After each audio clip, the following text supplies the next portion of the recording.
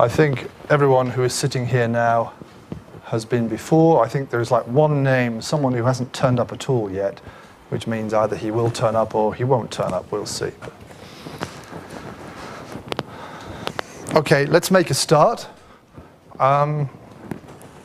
Very quickly remind ourselves of a few things so we settle into hearing my voice and so on. I know it's Monday morning. Oh, and I think I have sore throat, Boaz problem. So if after 2 hours I'm talking a bit like this, then I apologize in advance. I shall try and avoid that at some point if possible. Okay, so quickly, Seda, we've sort of sorted your problem out, I hope. Now, Tuja, you've got the text, have you, the one? Okay, I mean, you can find different versions, and as I said, the solution is to use the chapter numbers for that one.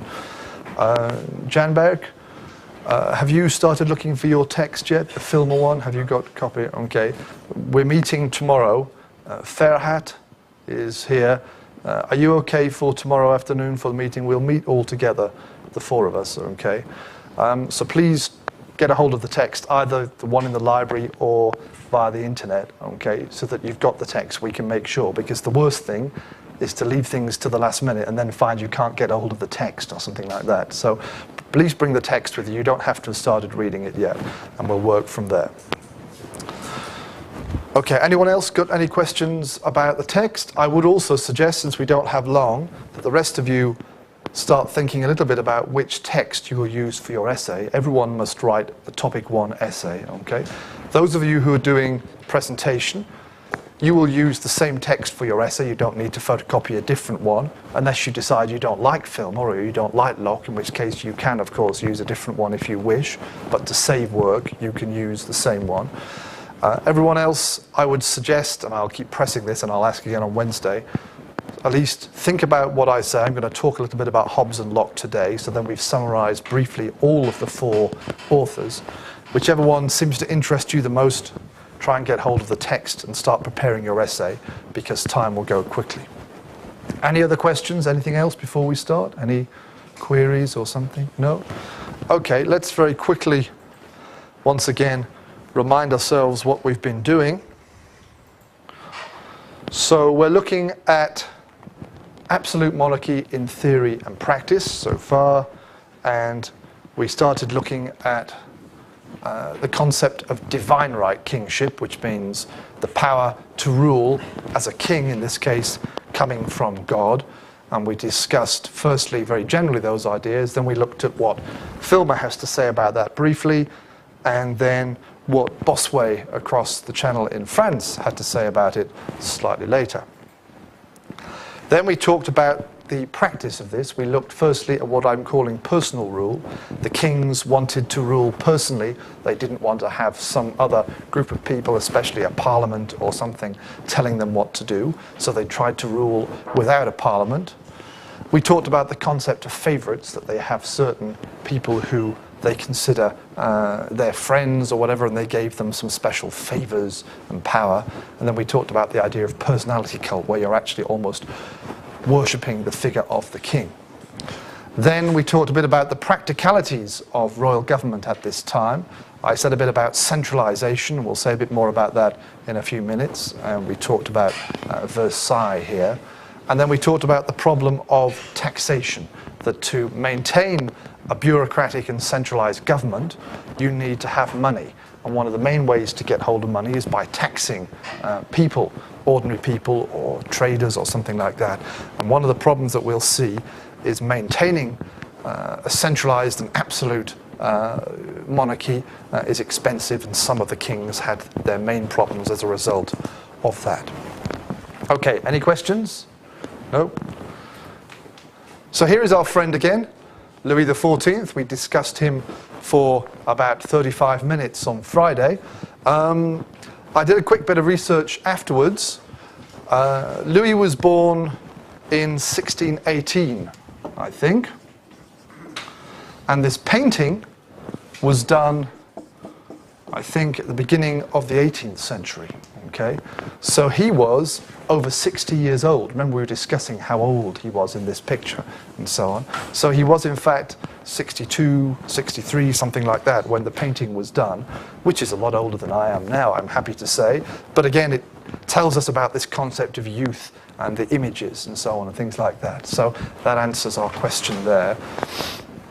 Let's say a bit more about him in detail now, not too much, but a little bit of detail so we understand about him. Okay, Louis ruled from 1661 until his death in 1714, 15, depending on how you calculate dates and so on. Two things are connected to him, two phrases, or whatever we want to call them, are connected to Louis, and I'll say a bit about those in a minute. The first one is the concept of the Sun King. He's often called, in English, translated from the French, the Sun King. Anyone got any ideas why we would call him the Sun King? What does that mean? What does that symbolize? What could it mean if you call someone the Sun King?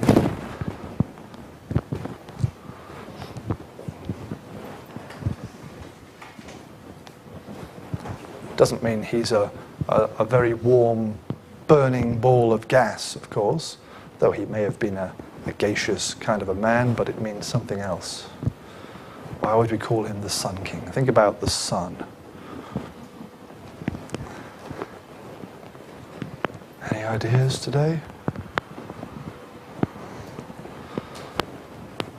What is the sun in terms of our perspective, standing on the earth? What is the sun? What does it mean for us?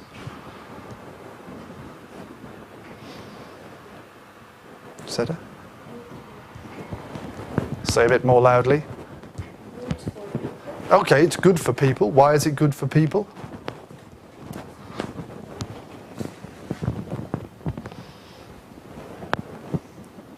Well, it keeps us warm for a start. It means we don't freeze to death or something. But yeah, okay, it's a source of, it's one aspect of keeping us alive in that sense. So it's an important source of our life. In terms of astronomy, in terms of the layout of the solar system, sol means sun in Latin, solar system means the sun system. The sun is where?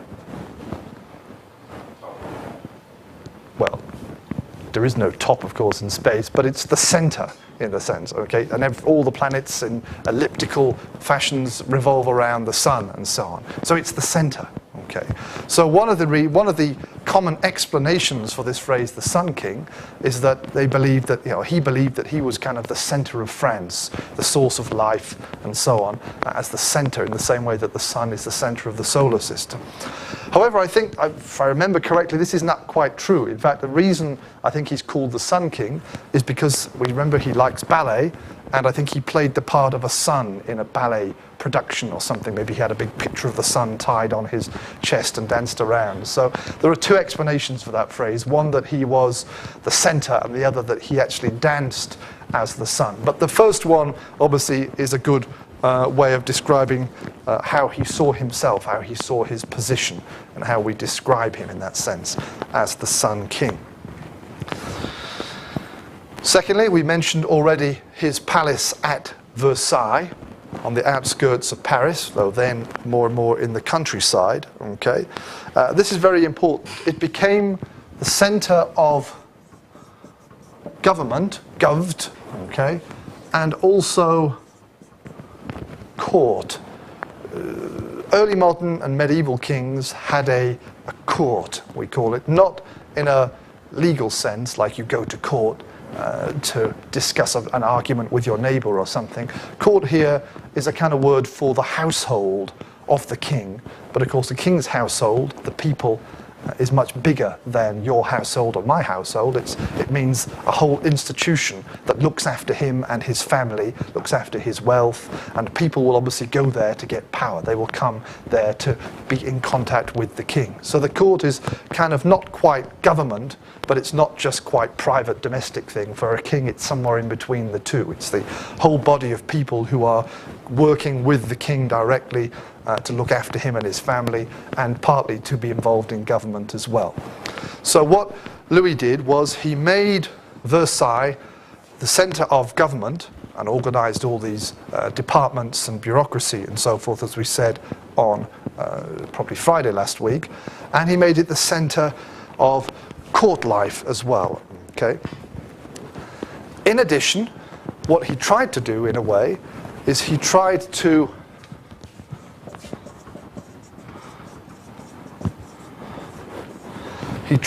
undermine, he tried to take away power from the aristocracy or the noblemen.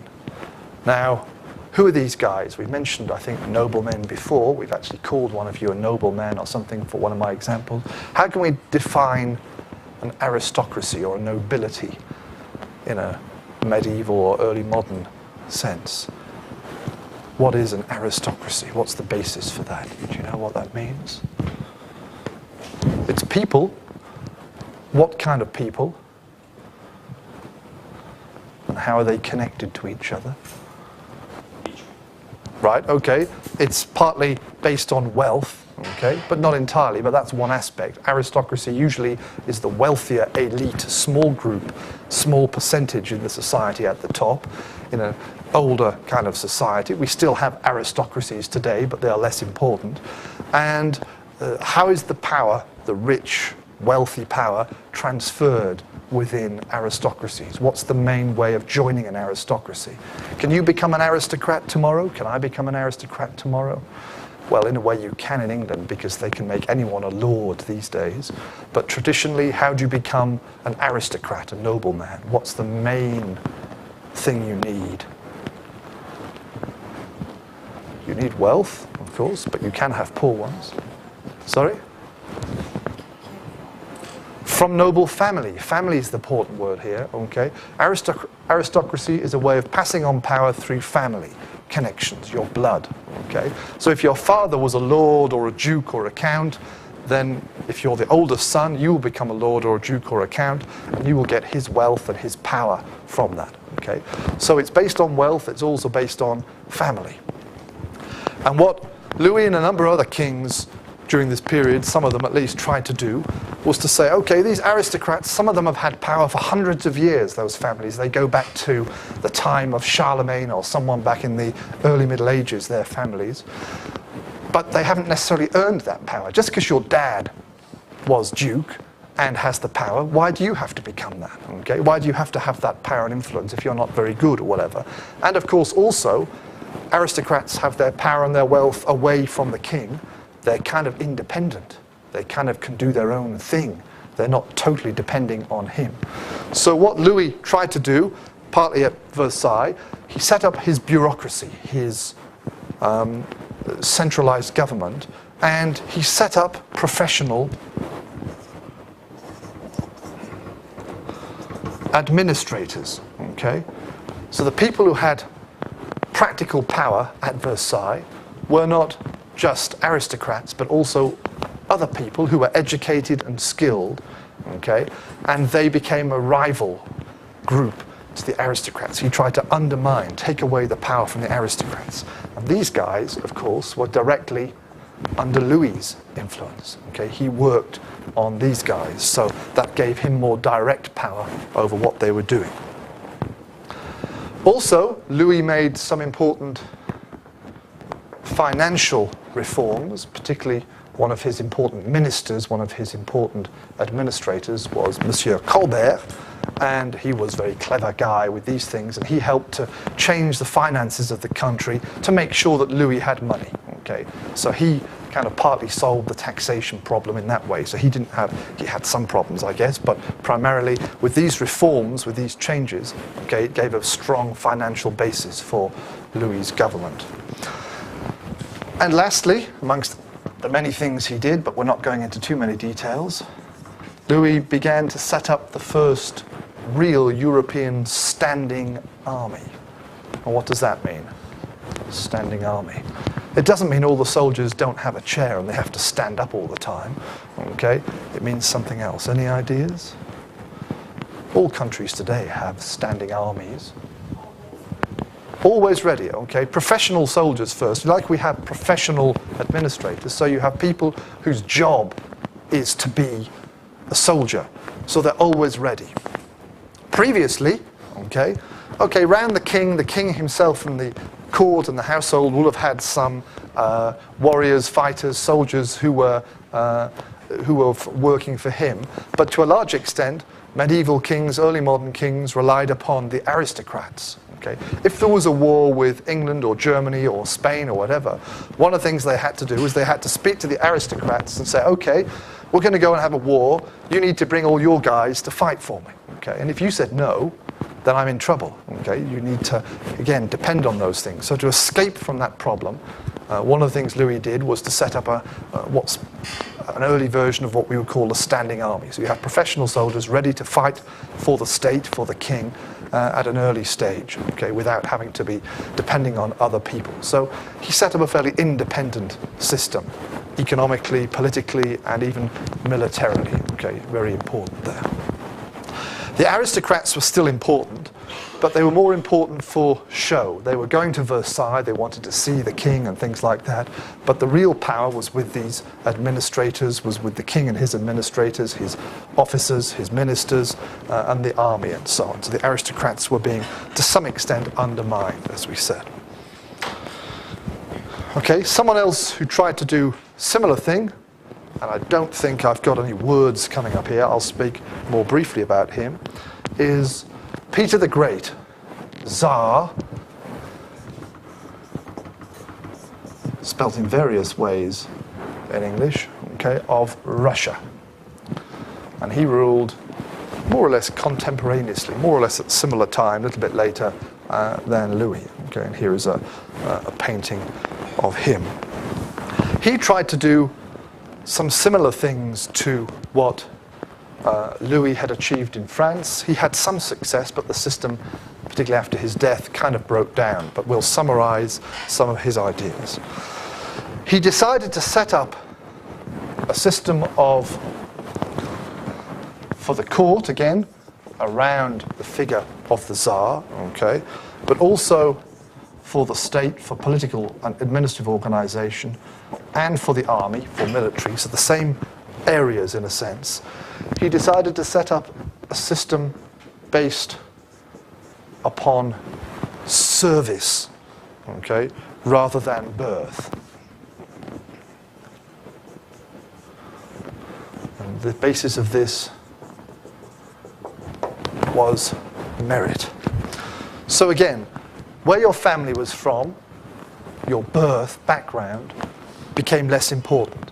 Okay, your service to the court, to the state, to the military or whatever, was based upon merit. Merit means what?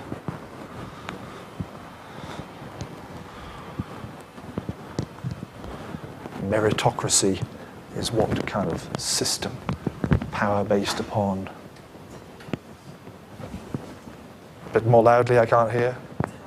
Talent, okay, skill, training, ability, something like that, okay? So if you achieve something, you'll be rewarded.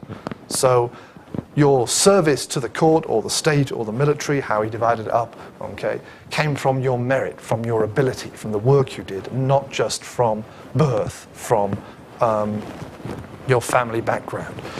So even more formally than Louis had done, he tried to organize Russia in this kind of way, very important, okay?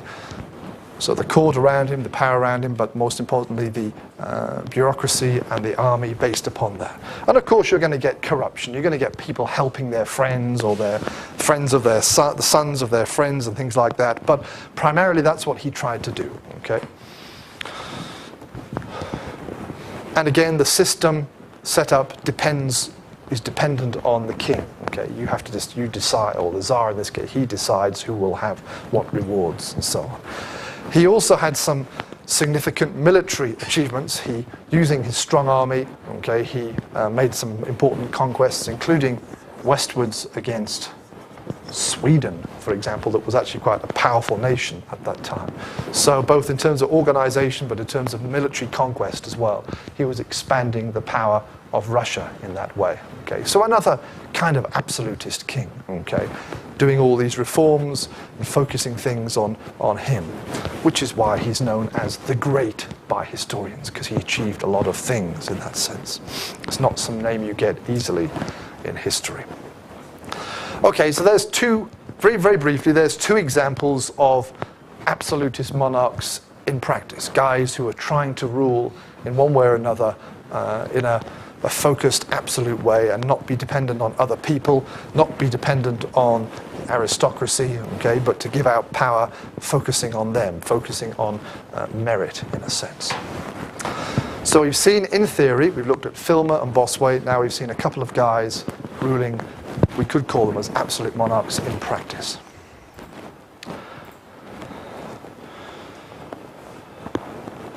Now let's look at the parallel processes. Primarily we'll focus on the revolutionary side here. We're not looking in detail at any proper Enlightenment thinkers for this particular version of the course, but we'll say a little bit about the Enlightenment and we'll summarize some ideas of that period later as well. Anyone know anything about this picture here? Anyone know who any of these guys are, for example? This is quite a famous picture, engraving, I suppose, of 18th century French academics and philosophers, philosophes, as they said in France. And perhaps the most famous one here, I think that's the number 1 next to his head, is Voltaire. You may or may not have heard of Voltaire. They're obviously at some kind of a cafe or something discussing philosophical things and drinking coffee or whatever, having a meal. And Voltaire is obviously saying Bekarmesinas or something like that. Okay, he's calling for some help or whatever. Okay, so we associate these people especially with the concepts of enlightenment there. And we'll come to that a bit later on. But first, let's do a bit of more history stuff as a background. Now I'm talking about the background especially to Hobbes and Locke, okay, the two English writers that we'll see as examples of contract theory. Okay, we'll look at the background partly to their ideas. We'll have a couple of screens of historical background and we'll summarize their basic ideas as well.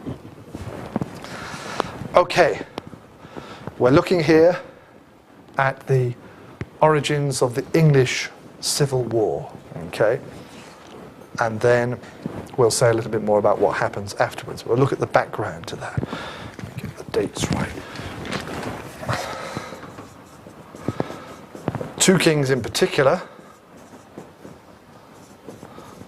James I and his son Charles I. And there are their dates. As I said before, we need to do some who, what, where kind of stuff in history in order to do the how and why questions afterwards. So in 1603, Queen Elizabeth, you may have heard of Queen Elizabeth, okay, the red-haired lady. They've made a few movies about her recently and so on. She died. She was the last Tudor king from a Tudor family of rulers, and she didn't have anyone to succeed her. She had no children to succeed her. So James VI, he was the 6th James to be King of Scotland, became King of England as well. Okay, so he becomes the 1st James, Birinci James of England, but he was the 6th James in Scotland. And in 1603 he becomes King of England, and he sets up, therefore, a dynasty, a family of kings called Stuart family. Okay, that's their surname. They're the Stuarts. James Stuart was his name. And he and Charles I, his son, very important guys. James kind of fancied himself as a bit of an intellectual. He thought he was quite clever kind of guy. So he wrote a number of books, including, I discovered about 10 years ago, a book against smoking. Okay? It wasn't very long before that time that tobacco had been brought back over from abroad and introduced into Europe and beyond. So the concept of tobacco and smoking, not quite cigarettes like we have today, I don't think, but tobacco smoking was introduced, and he was one of the first anti-smoking writers. Okay, he wrote a short book, a pamphlet against smoking, which is quite interesting. But for us, more importantly, okay, he wrote about politics. He wrote about himself. There is a book by him which we sometimes study in this topic, we're not doing it now, where he tries to show that he has divine power and absolute power. And he would go to the English Parliament and basically talk about this for hours and hours. So even more boring than my lectures is to sit there listening to the king saying, da da da, I'm the absolute king, I have divine right power from God, you've all got to do what I do. And all the guys in Parliament are sort of sitting there, yes, yes, yes, thank you very much, James, yes, we know, thank you very much, things like that. So he, in theory especially, tried to tell the Parliament, which was becoming more important at that time, that he was absolute king, in a sense, based upon God. He didn't need them.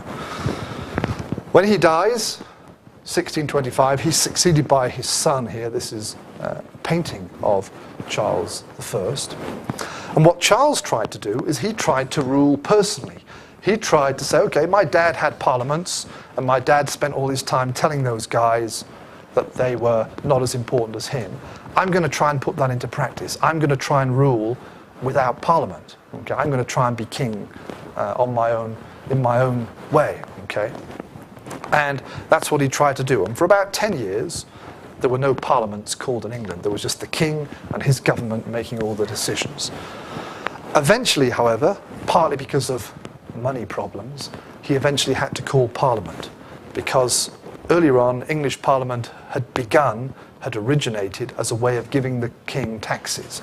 To tax the people in some ways, not in all ways I don't think, but in some ways, the king of parliament had to say yes, and usually they did, but it gave them some power. And once he called a parliament, because he needed some more taxes, then they said, okay, we'll do this as well, and we'll do that as well. Okay, we'll talk about that and other things. Okay, and it started to get out of control. And from 1640 till 1642, okay, we had parliaments, and the king was kind of arguing with them and trying to keep power to him, and they were trying to put power away. And eventually, 1642, it gets so bad that the parliament forms an army and declares war against the king. We have civil war. Okay, civil war means what? Do you know what the concept of a civil war is? Civil. What do we know? What does that mean? Civil war. If England has a civil war, if Turkey has a civil war, it's.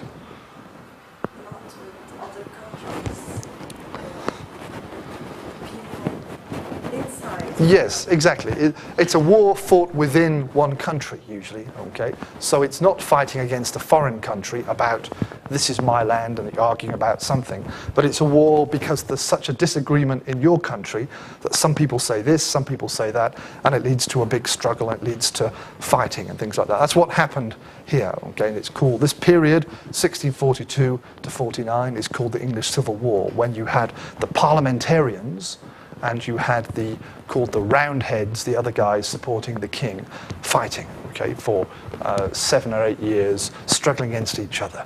Eventually, Parliament won. Parliament captured Charles and killed him, okay? He was executed. And at that point, they said, all right, we don't want a king anymore. We had enough trouble with that guy, and his father was very boring before him or whatever. Now we're going to have some kind of a republic, okay? And this period for just over 10 years is called the interregnum. Regnum means kingdom in Latin. Inter means between. So this is a period between kingdoms when there was no king or queen, okay, for that period. And they experimented with political ideas, they experimented with new religious ideas and so on, okay. So for over 10 years, England was a kind of republic, okay. You can ask a question, yeah?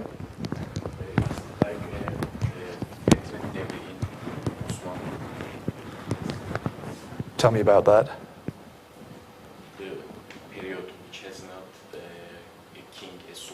Right. What's it called?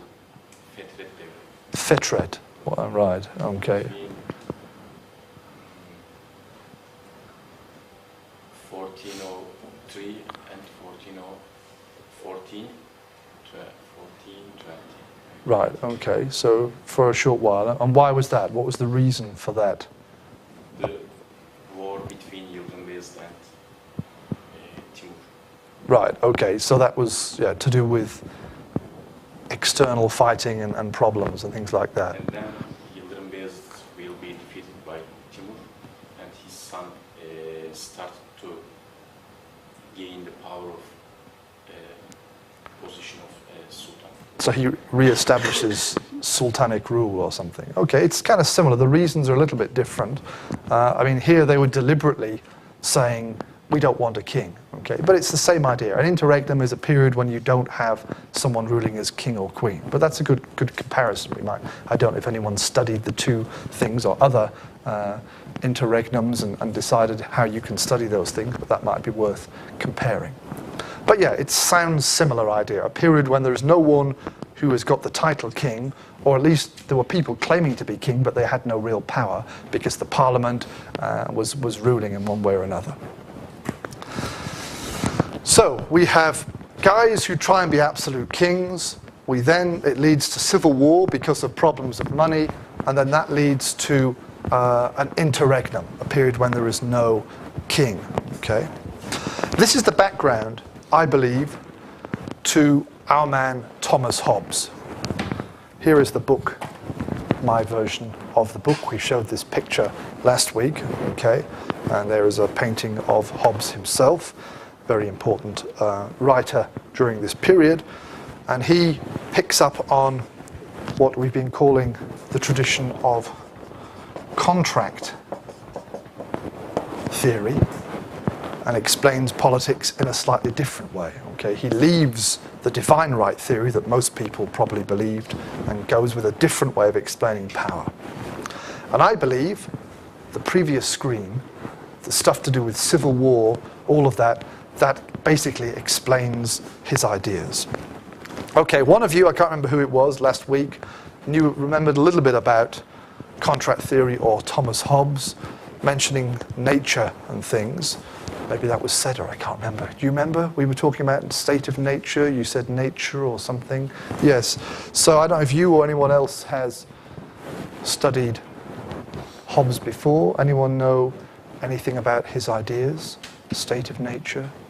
You remember anything now, Seda? Don't want to pick on you and point just at you. That will be unfair, but you don't remember. Okay. Anyone else?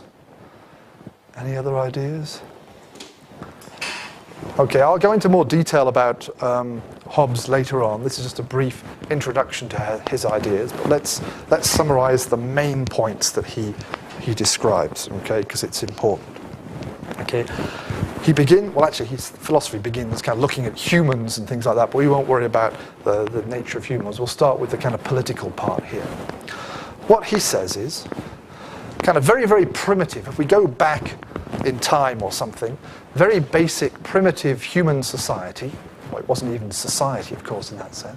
We go back to primitive human beings, cavemen or something like that, Stone Age men, we might say these days.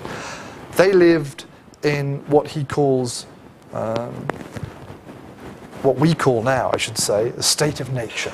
Okay, he says the natural condition of mankind. Okay, what's the natural, basic condition before we start creating fancy things? Okay, what's the very basic condition of mankind, of people? And in fact, he says the natural condition of mankind is in fact war. Okay, there is no authority, there is no power in this society. You're just like animals almost running around. And what are we doing? We are all trying to get food and warmth or whatever, and we are competing for those things. Okay, I want food, and Ferhat wants food. Okay, if there is a tree with apples on it, I want those apples, he wants it. What's going to happen? We're going to fight. Now, he's a young man, so he's probably going to win, okay, and get the apples for him and his family or whatever it might be. But that's basically it. He says, in this natural situation, it's basically war, because there are limited resources and people are fighting for those resources, whatever they might be, okay, for anything. There is no way of controlling our behavior. We have total power, and we use that power to help ourselves against other people. So he says the natural condition of mankind, the state of nature, is a state of war. Okay, it's a state of fighting against everyone else, in a sense. And in a famous quotation, he says, life in the state of nature, or whatever, is nasty, brutish, which means animal-like, and short. Life is not nice, life is like animal life, and life is short. You don't live for very long. Ferhat might kill me for the apples, but next day Jamberg might kill him. Okay, that's it. Okay, there's no kind of guarantee. There's no protection from that, and that's the state of nature. Not very nice. We don't want to think about that. Okay, but obviously, we don't want that either. We don't like that. Okay, it's not a nice thing. I don't like to be killed. Farhat doesn't like to be killed, or whatever. Okay, so how do we get away from this? How do we remove ourselves from this dangerous and violent situation? And he says, people do that. Hang on, too many N's and T's there. By making a covenant, okay, which in our word is a contract. People ultimately are not stupid. They can see that this is an undesirable situation. This war, this fighting that we've got constantly is not nice. You can't relax for a moment. So what people do, he suggests, is they come to an agreement. They say, okay, look, at the moment I've got all power. I can do anything I want for myself. There's no one controlling me from above.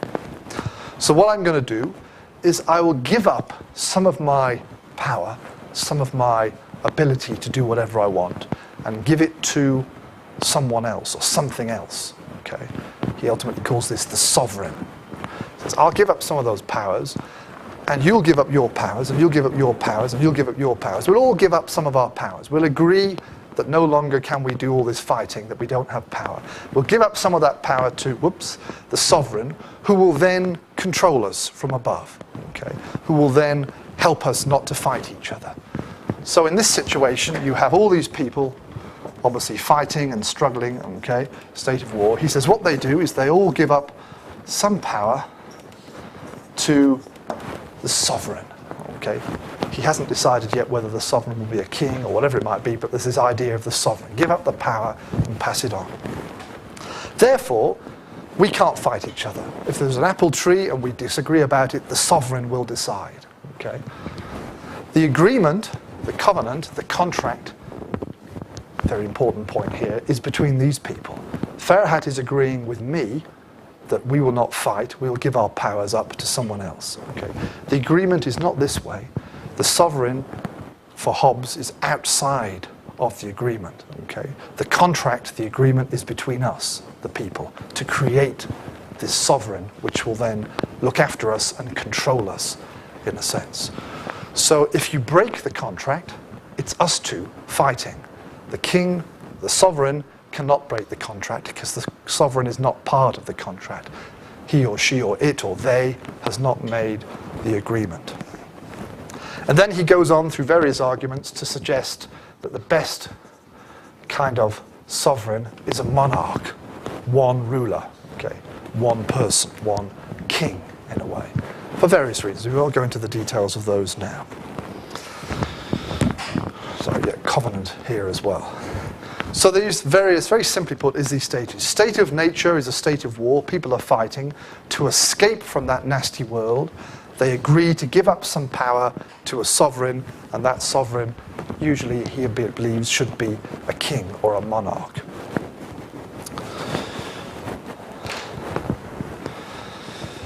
Now, Hobbes was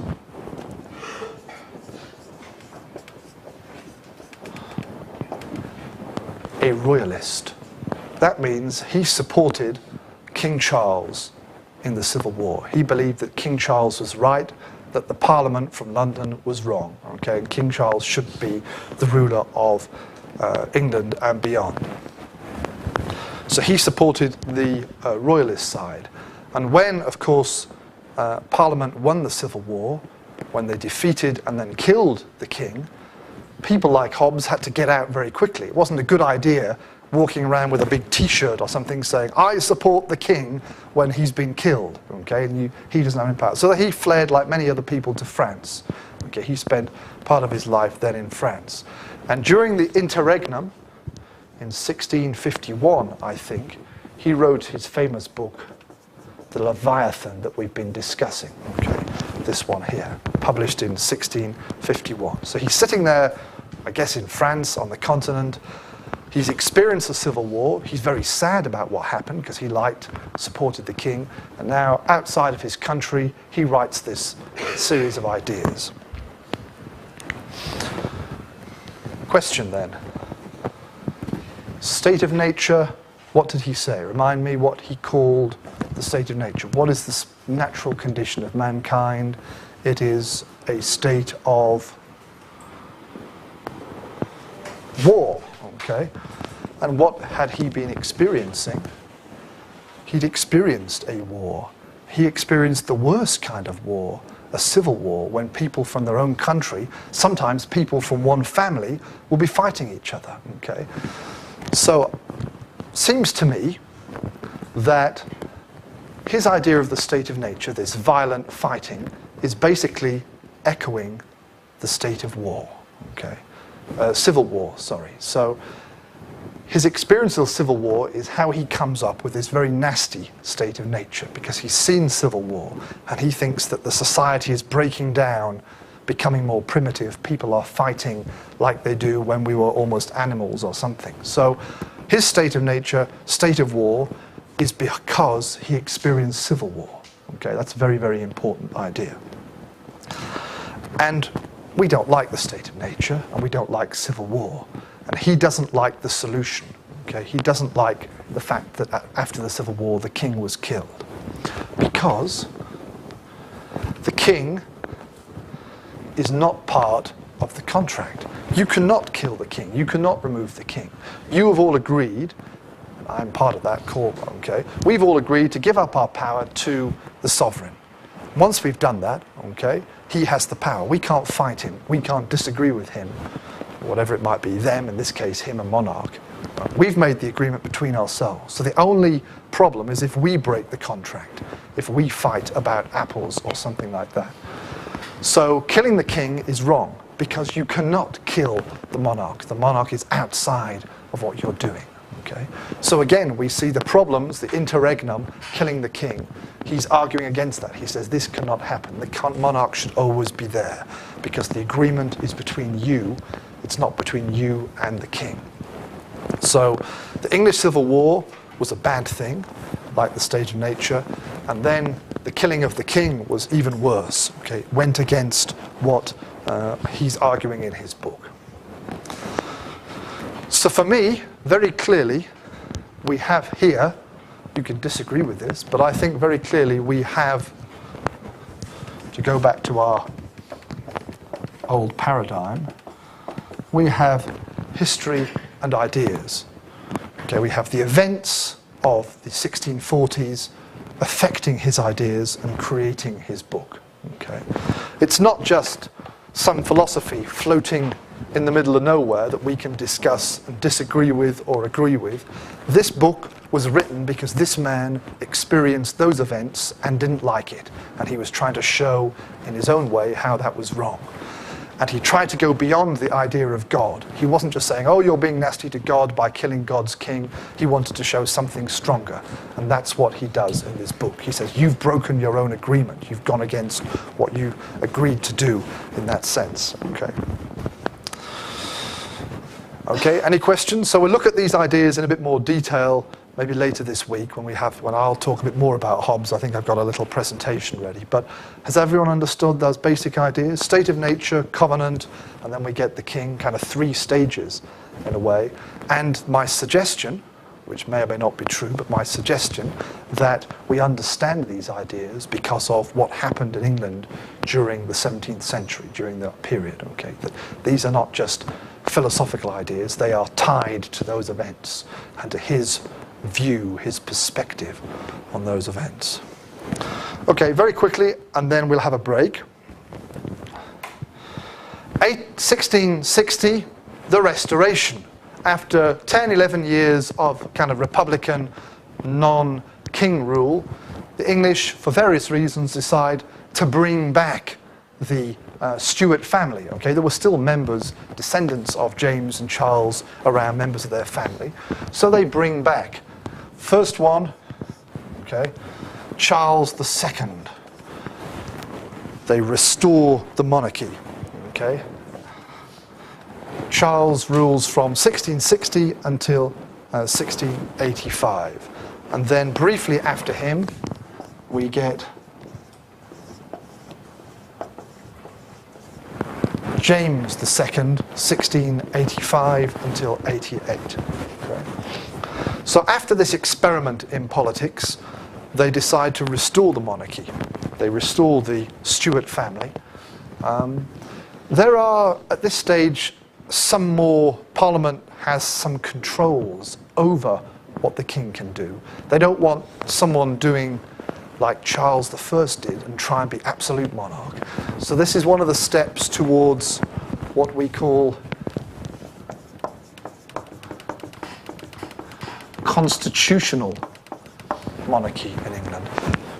Britain doesn't really have a constitution in the same way that in Turkey you have a republic and you have documents that tell you how it all should be, and they created the government. Things have kind of developed over time in England, but we see the steps during this period and later towards what we have today, which is constitutional monarchy. We have a king or a queen, but the parliament has lots of power. So this is the first of those stages. Okay? So they restore the monarchy, but they don't just give the king absolute power. Okay? They take some powers away. You must have parliaments, things like that. Things go kind of reasonably well for a while, but particularly with James, you get some problems. Now, he supported Catholicism. Okay? He supported the form of Christianity which we call Roman Catholicism. Do you know which is the most important form of Christianity in Britain? It was then, and to some extent still is today, for those people who are religious. Many of them are not, of course. Which kind of Christianity is the important one for Britain? Say again? Protestantism, okay, which was a new form of Christianity emerging a little bit earlier on.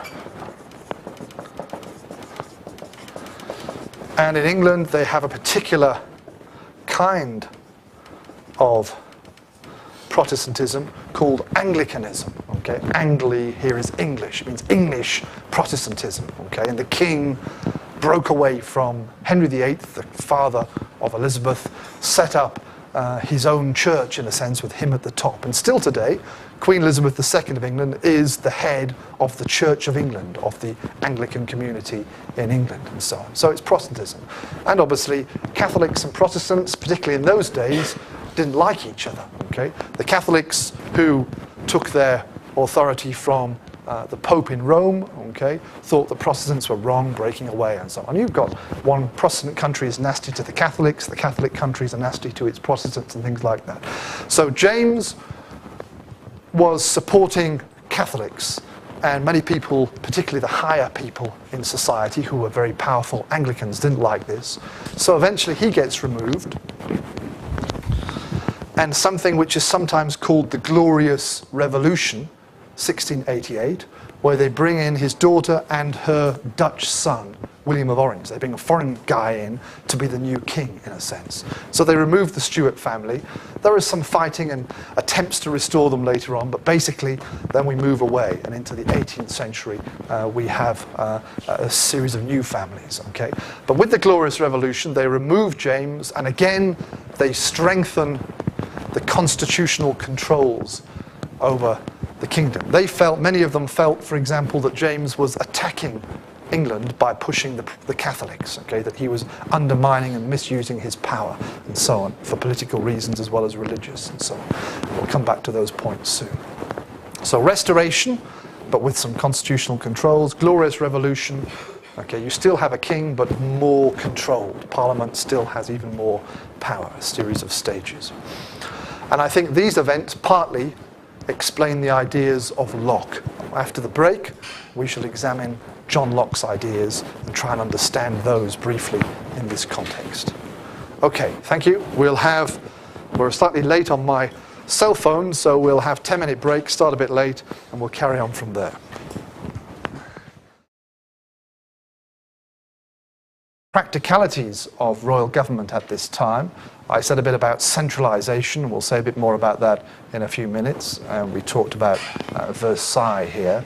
And then we talked about the problem of taxation, that to maintain a bureaucratic and centralized government, you need to have money. And one of the main ways to get hold of money is by taxing people, ordinary people or traders or something like that.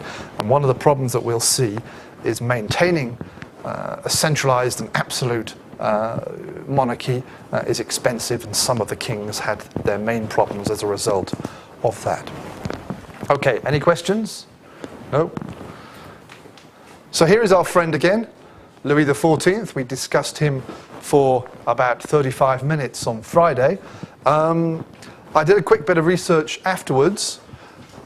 Louis was born in 1618, I think.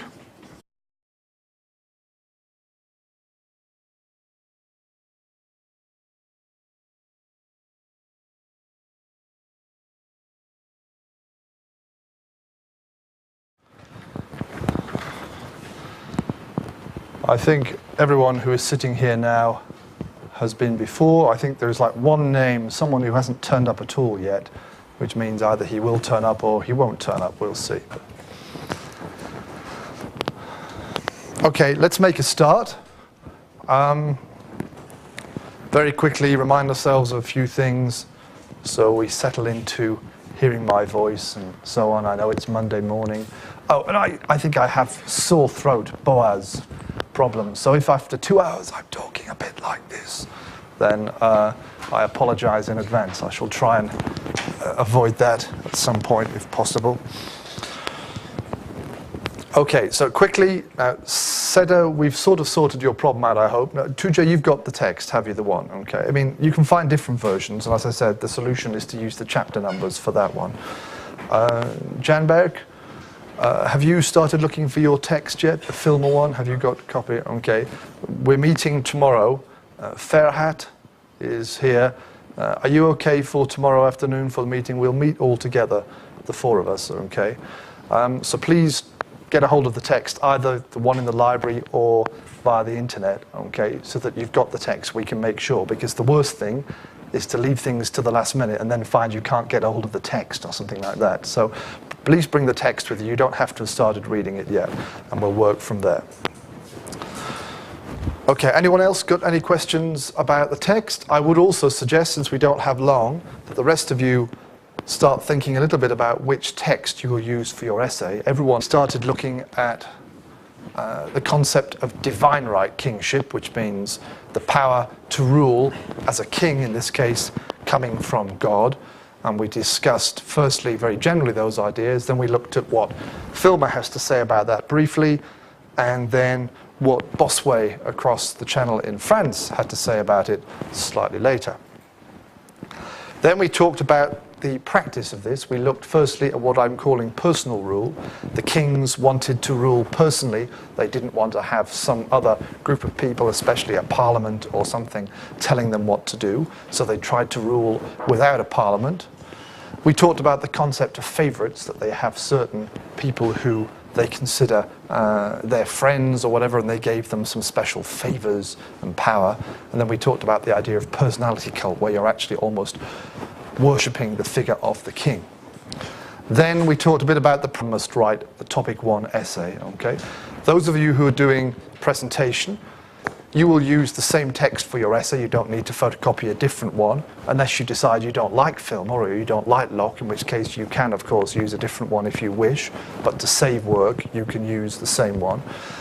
Everyone else, I would suggest, and I'll keep pressing this and I'll ask again on Wednesday, at least think about what I say. I'm going to talk a little bit about Hobbes and Locke today, so then we've summarized briefly all of the 4 authors. Whichever one seems to interest you the most, try and get hold of the text and start preparing your essay, because time will go quickly. Any other questions? Anything else before we start? Any queries or something? No? Okay, let's very quickly, once again, remind ourselves what we've been doing. So we're looking at absolute monarchy in theory and practice so far, and